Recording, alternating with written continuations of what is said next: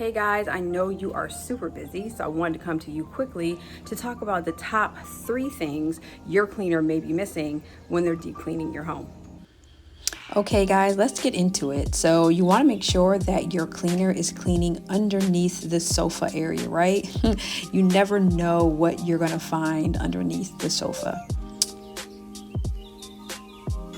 And of course, after they are done cleaning underneath the sofa, you want to make sure they give a really good vacuum cleaning as well. You also want to make sure that your cleaner is giving a good clean to the range hood of the stove. You will be surprised about how much dirt, oil, and debris is collected on top of this. You also want to make sure that your cleaner pulls back that carpet and vacuum underneath there as well. And make sure they don't forget to vacuum underneath your entertainment center.